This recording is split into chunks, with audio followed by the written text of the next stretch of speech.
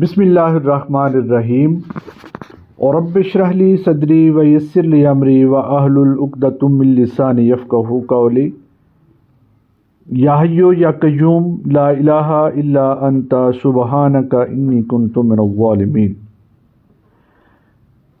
محترم سامعین، آج ہم تصوف کے بارے میں بات کریں گے کہ تصوف ہے کیا، تصوف کے معنی و مفہوم کیا ہے۔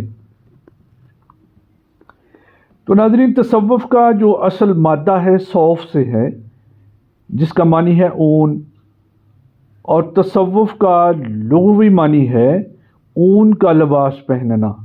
صوفیہ کی اصطلاح میں اس کے معنی ہیں اپنے اندر کا تزکیہ اور تصفیہ کرنا، یعنی اپنے نفس کو نفسانی قدورتوں اور رذائل اخلاق سے پاک و صاف کرنا اور فضائل اخلاق سے مزین کرنا۔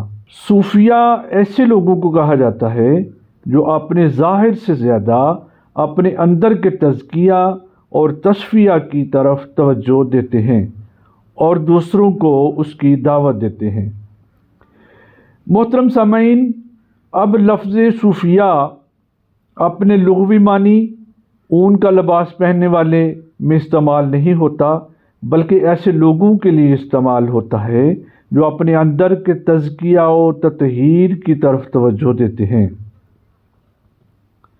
اور اب یہ لفظ ایسے ہی لوگوں کے لیے لقب کی صورت اختیار کر چکا ہے، چونکہ ابتدا میں ایسے لوگوں کا اکثر لباس صوف اون ہی ہوتا تھا، اسی وجہ سے ان کا یہ نام پڑ گیا، اگرچہ بعد میں ان کا لباس یہ نہ رہا، مگر یہ لوگ صوفی کے نام سے ہی جانے جاتے تھے۔ حدیث کی کتابوں میں ایک بہت پیاری حدیث ہے جس کو حدیث جبریل کے نام سے بھی جانا جاتا ہے۔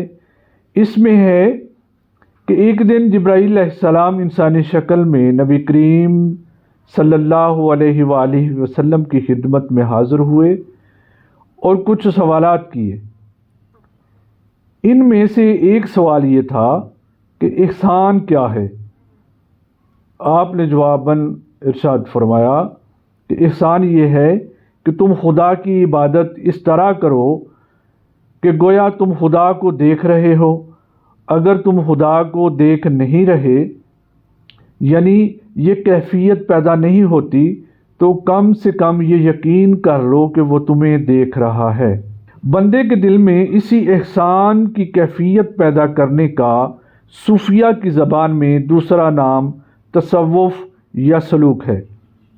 تصوف دراصل بندہ کے دل میں یقین اور اخلاص پیدا کرتا ہے۔ تصوف مذہب سے الگ کوئی چیز نہیں، بلکہ مذہب کی روح جو ہے وہ تصوف ہے۔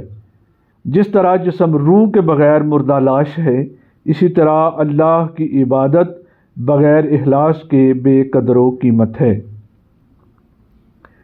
محترم سامعین، تصوف بندہ کے دل میں اللہ تعالیٰ کی ذات کی محبت پیدا کرتا ہے، اور خدا کی محبت بندہ کو مجبور کرتی ہے کہ وہ خلق خدا کے ساتھ محبت کرے، کیونکہ صوفی کی نظر میں خلق خدا خدا کی عیال ہے، اور کسی کی عیال کے ساتھ بھلائی عیالدار کے ساتھ بھلائی شمار ہوتی ہے۔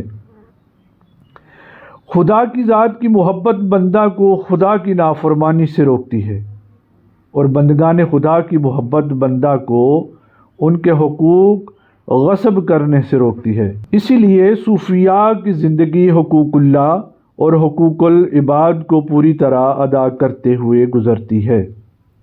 ظاہر ہے کہ جو شخص انسان کو اللہ تعالیٰ کا فرما بردار بنائے اور اس کے بندوں کا خیر خواہ بنائے، اس کی اہمیت سے انکار نہیں کیا جا سکتا۔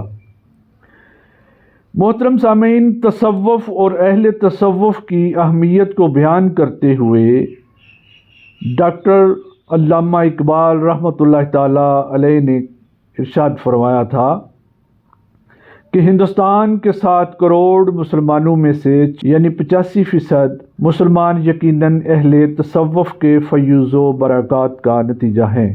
الغرض صوفیہ حضرات اپنی تعلیمات میں سب سے زیادہ جس چیز پر زور دیتے ہیں وہ عشق و محبت خداوندی ہے، کیونکہ محبت ہی ایک ایسی چیز ہے جو محب کو اپنے محبوب کی اطاعت پر مجبور کرتی ہے اور اس کی نافرمانی سے روکتی ہے، اور محب کے دل میں محبوب کی رضا کی خاطر ہر مصیبت و تکلیف کو خندہ پیشانی سے برداشت کرنے کی قوت و صلاحیت پیدا کرتی ہے، اور محبت ہی وہ چیز ہے جو محب کو مجبور کرتی ہے کہ وہ ایسا عمل کرے جس سے محبوب راضی ہو، اور ہر اس عمل و کردار سے باز رہے جس سے محبوب ناراض ہو۔